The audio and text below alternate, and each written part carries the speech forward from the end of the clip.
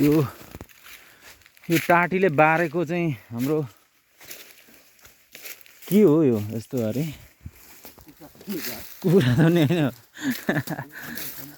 के होला यो भन्दाखेरि बाँदर ट्र्यापको खोर बाँदरलाई ट्र्याप गर्ने खोर यसलाई के भन्छन् यसको नाम ठ्याक्कै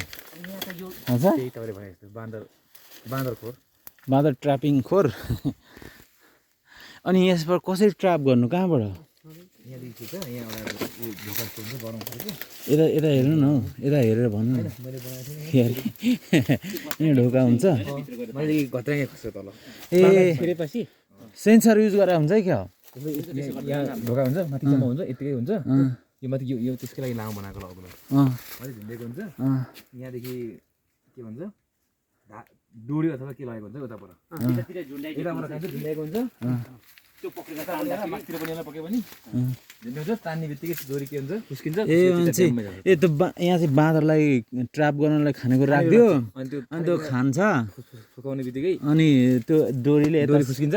डोरीले सेन्स गर्छ अनि झाप्छ भने चाहिँ यसलाई एडभान्स बनाउने भने त सेन्सर युज गर्दा हुने रहेछ होइन डबल उता चाहिँ फेरि योभन्दा गजब बनाएको हाम्रोतिर डबल के त मोरतिर पनि होइन मुखको मोरतिर पनि यसको दुईतिर यता भित्र चाहिँ बनाउँछ लाग्छ यो जङ्गलको बिचमा अब यस्तो ट्र्यापिङ बनाइएको छ बाँदरले आतङ्क एकदमै बाँदरले दुःख दिएको ट्र्याप गरेर यो बाँदरलाई चाहिँ अब अन्तै कतै टाढा लगेर छोडिने त्यो यस्तो अवस्था छ किनभने यसो हो नि त एउटा एक साइडमा परेको छ र त्यो थुनिएको छ भने त्यो भित्र छ भनेर अर्कोतिरको त झन् आउनु ऊ त भित्र छ भने म पनि आउँछु भन्ने हुन्छ नि त त्यसै भएर यो के भएर यो पारेको दुई ढोकेवाला गर्दाखेरि यो पार्टिसन चाहिँ त्यसो गलत हो नि त पार्टिसन होइन यसको केही काम चाहिँ छ उनीहरूले त्यही भएर राखेको क्या त्यो परिसकेपछि लगेर यता हालेर फेरि ओपन पो गर्ने हो कि हुनसक्छ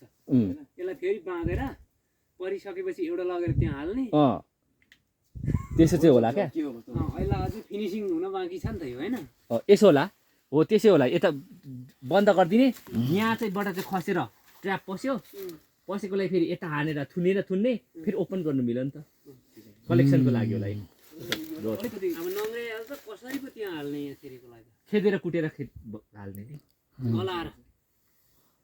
होइन गर्ने छिर्छ नि अनि थुन्ने